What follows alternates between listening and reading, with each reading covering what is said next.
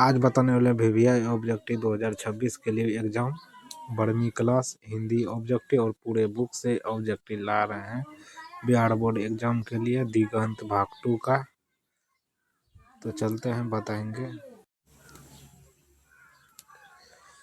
आत्मकथा के लेखक कौन है? आत्मकथा के लेखक कौन है? तो सूर्यकांत त्रिपाठी निराला है। सूर्यकांत त्रिपाठी निराला है। उसके बाद नेक्स्ट क्वेश्चन है कि पतझड़ में टूटी पत्तियों किस विद्या की रचना है? तो स्मरण की है।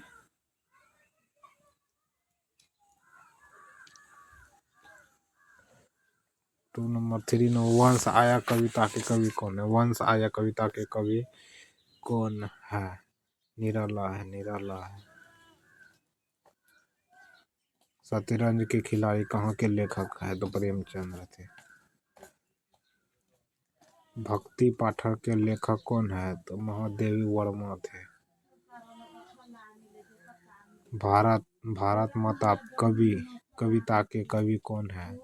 बंकिम चंद्र चट्टोपाध्याय। उत्साह कविता किसने लिखी है? उत्साह कविता किसने लिखी है? जयशंकर प्रसाद ने। सूरदास के पद किस भक्ति के धारा के संबंध में थे? भक्ति के धारा के संबंध में। राम की भक्ति पूजा के कवि कौन है? निराला थे। निराला थे। निराला थे। अतीत के चलचित्र किसकी रचना है?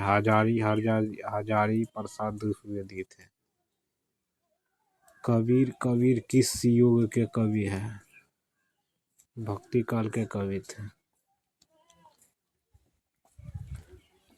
ये बर्मी वीवीआई ऑब्जेक्टिव है। सिर्फ 22 ऑब्जेक्टिव वीवीआई बताने वाले हैं। साकी किस कवि के संबंध में थे? तो कबीर के संबंध में थे। मीरा किसकी भक्ति थी? किसकी भक्ति थी? कृष्णा की भक्ति थी। राम ने रावण को मारा में क्रिया क्या है? मारा है।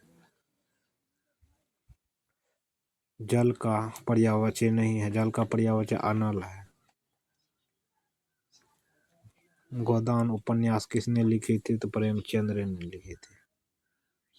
दिनकर को किस रूप में जाना जाता है? तो राष्ट्र कवि के रूप में जाना जाता है। साकेत महाकाव्य के कवि कौन है? तो मैथिली शरण गुप्त।